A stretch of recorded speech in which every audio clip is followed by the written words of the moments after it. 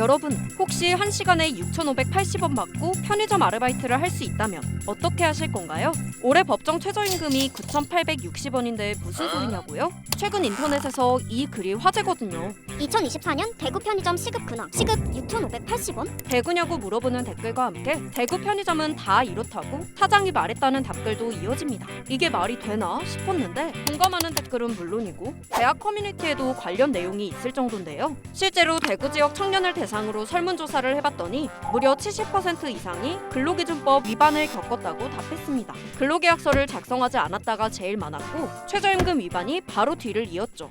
이거 불법 아닌가?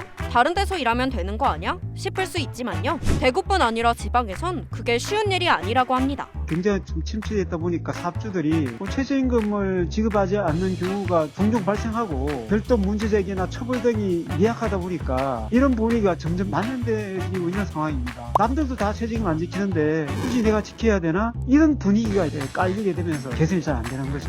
또 사회가 비교적 좁다 보니 업주끼리 지이는 경우가 많은 것도 한몫한다는데요. 최저임금 위반으로 가지고 문제제기를 하니까 그런 식으로 말을 하는 거죠. 다른 데 얘기해가지고 너 쪽에 발 못 붙이겠다 말했다는 그런 이런 행위는 명백히 불법이지만 종종 사례가 보이는데요. 노동자들 입장에선 불안감에 신고를 꺼리게 되고 결국 분위기가 변하지 않는 악순환이 반복되는 겁니다.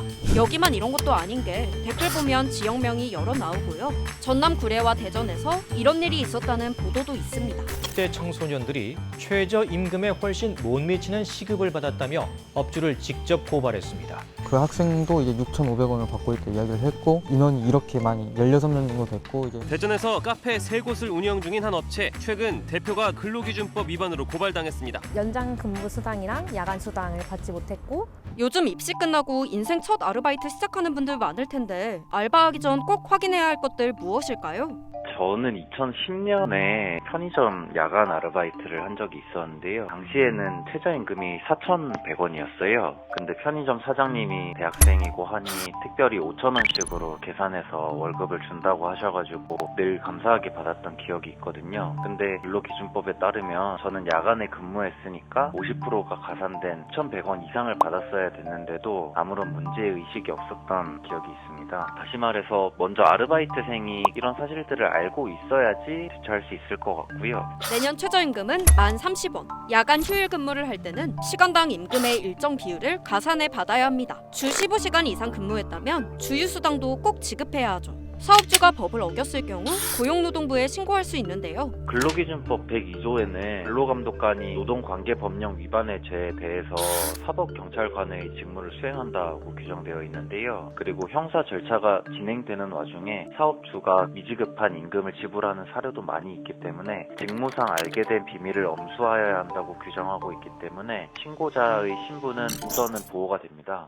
그런데 이런 조사가 익명을 보장한다고 해도 작은 사업장이면 누군지 특정될 수도 있고 일단 돈이 급한 상황에선 대응하기 어려울 수 있잖아요. 나중에라도 보호받기 위해 꼭 챙겨야 할 게 있다고 합니다. 노계약서가 굉장히 중요하다고 봅니다. 법에서도 교벌 의무를 부여하고 있고 안 하면 500만 원 이하까지 이제 벌금 처할 수 있는데 근데 저희가 실태 조사해 보니까 알바생들의 반 이상이 근로계약서 작성을 하지 않더라고요. 그러면 근로계약서를 만약에 점주가 먼저 얘기를 하지 않을 경우에 근로계약서 작성하면 안 될까요? 당당하게 좀 요구를 해도 그러면 해야 된다는 말씀. 당연히 요구를 해야 되는 거고 물론 그래도 사업주 끝까지 안 해줄 때는 사실 좀 어려움이 있습니다. 근로계약서를 작성하지 않는 것부터 불법이지만 당장 요구하기 어렵다면 이거라도 꼭 기록하는 게 좋다고 합니다. 바로 근무 시간.